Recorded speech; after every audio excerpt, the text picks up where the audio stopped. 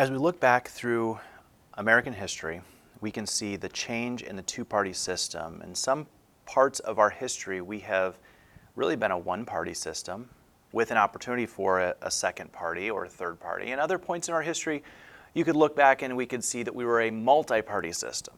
And so that's what we're going to take a look at here in the progression of political parties through the timeline of American history. And I have a crash course video here I would encourage you to watch as I post it on Canvas, but for the sake of this video, we are going to move on here and begin talking about the emergence of parties back in 1789. So we again bring up the Federalist Party, and a lot of this should be reviewed, but I don't want to take for granted that you have a solid understanding here of who the Federalists were. So we know that they were high into trade and manufacturing, that they're primarily focused in the Northeast and in the cities, but they did start to spread themselves along the eastern coast, even trying to move a little further into the South, maybe not as successful there. They believed in strong central government, as well as loose interpretation of the Constitution. Their most prominent members here were Alexander Hamilton, John Adams, and some would throw George Washington in here, but I'm not going to press hard on that one. And by the time we get to 1816, we really don't see much of the Federalist Party remaining any longer. Now, the Anti-Federalists, these were those who were part of the small farming community, and so because of the agricultural emphasis in the South, a lot of them were from the South and the countryside, really were spread out more regionally than what we would see with the Federalists, but they believed in strong state government, that they didn't want a federal government somewhere in Washington or New York or Philadelphia. They wanted to have their own local government and strictly interpret the Constitution. Their leaders would include guys like Thomas Jefferson, James Madison, and they were also known as Jeffersonian Republicans, Democratic Republicans, and eventually became more of the modern Democratic Party. And so the Democrats really dominate the landscape of the political scene in the United States from 1800 up until 1860. Well, guess what? During that time, we have 13 out of 15 presidents that come out of this party. And it is characterized by a time of division in which the United States was going through a transition, trying to build the nation, but at the same time, they were struggling to settle the issue of states' rights and slavery. And so the United States comes through a period of time from 1816 up through 1824, where it was called the era of good feelings. This was a really good time in which there was no challenger from an opposing political party. The Democratic Republicans were it. And so we get presidents coming out of that with very little challenge to their presidency.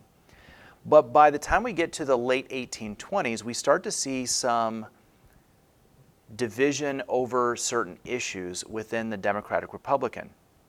We have two different factions that grow out of this. We have the National Republicans, also known as the Whigs, and loyal to them were guys like Henry Clay, Daniel Webster, William Henry Harrison, Zachary Taylor, and their primary focus was to lower income and more rural voters. And from this, we would have had a lot of people who would have backed these guys, but would not have been able to overcome the power of the Democrats, and the mainstream would have been Andrew Jackson. And so Andrew Jackson asserts his power, and to try to keep the division from within his own party from taking over his presidency, he is able to push harder and harder to claim his authority and really rise the power of the presidency during his time in office. By the time we get to 1860, now we have the slavery issue. And the Democrats are split on this. They cannot decide whether they should continue with slavery as it exists, whether they should allow slavery to move into the free territories, whether they should ban it. They can't make a solid decision. And so because of that slavery issue, it splits the Democratic Party and opens a door for a new Republican Party to jump in here. So I have this graphic here on a couple of slides. I also have included it in our resources in Canvas, and in class I have a paper copy that you're welcome to take a look at.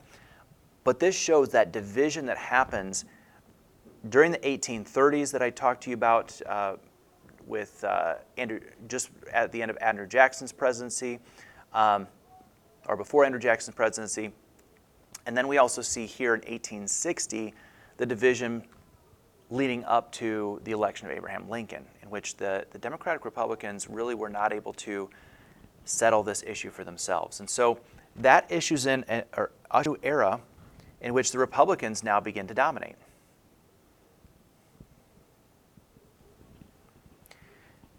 And so during this time here from 1860 to 1932, the Republicans win the presidency 14 out of 18 times. And it comes from a merger of the former Whig Party, people who were discontent with the Democrats and the way that they were handling the slavery issue, as well as the abolition Democrats who wanted to see the slavery issue ended. And so this creates that new Republican Party, and the Republican Party is the only political party to go from third party to major party status in the United States. And so it's also during this period here that the national political scene was dominated through this idea of sectionalism. And sectionalism is allegiance to our regional interest, allegiance to something that's going on in our local political area. So on the Republican side, they are supported by the Union and the Union states and the freed slaves. The Democrats controlled the states of the former Confederacy. And so you have, for many years during this time, Republicans in the Union states supporting all of these 14 out of 18 presidents, and yet the southern states just don't have enough votes to get one of their guys to become one of the presidents. Again, you can see on that graphic here some of the timeline of how this all plays out. It's probably a little bit small in the video here for you to be able to read everything on here, but I encourage you to go download that graphic so that you can see the Republican domination, and each one of the presidents that were elected from that party are bolded on there. It shows some of the different splinter parties that jump out here as well. In the election of 1912, Republicans split their vote between William Howard Taft and Theodore Roosevelt, and that comes through the Progressive Party, and Theodore Roosevelt took a lot of voters with him, which opened the door for Woodrow Wilson to become president of the Democratic Party. It was not too much longer after that, I believe it was 8 years later, that the Republicans take control of the White House once again, and they remain in control for quite some time. Well, then the Democrats, it swings back toward their power and their control again here in 1932. 7 out of 9 presidents come from the Democratic Party during this time.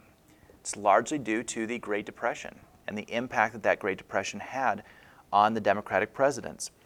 It allowed for those who had previously pledged their allegiance to the Republican Party to change over to the Democratic Party, and it was largely due to the fact that Republican presidents were not willing to do anything. Namely, President Harding, he was telling people it's all going to get better, you just wait and see. And here FDR says, no, it's not going to get better, you need me to help make it better. And so the Great Depression changed a lot of people's loyalty from the Republican Party to the Democratic Party. And a lot of those who changed were descendants of slaves. They were the African American community, because they were already struggling in the 1920s and the 19-teens to get good jobs and to make a living. And so when the Great Depression hits, they were hit extremely hard. And when they had somebody promising them jobs and promising them opportunities, they changed over to the Democratic Party. Now, the New Deal coalition was part of the plans that Franklin Roosevelt had put into place.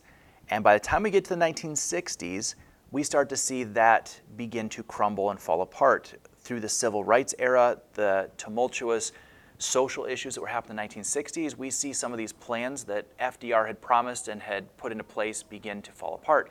So loyalties began to fall by the wayside.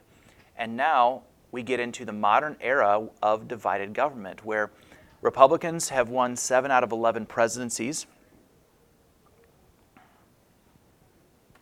Actually, I should probably update that. I think that's 8 out of 12 now. But at the time when I had originally written this, I believe that was during the Obama administration, and I think it was 7 out of 11 then. Congress and the president have a lot of differences. And unlike previous periods where perhaps in the 1930s and 40s, if you had a Democratic president, a lot of times you have a Democratic Congress because the majority of Americans would vote for that party.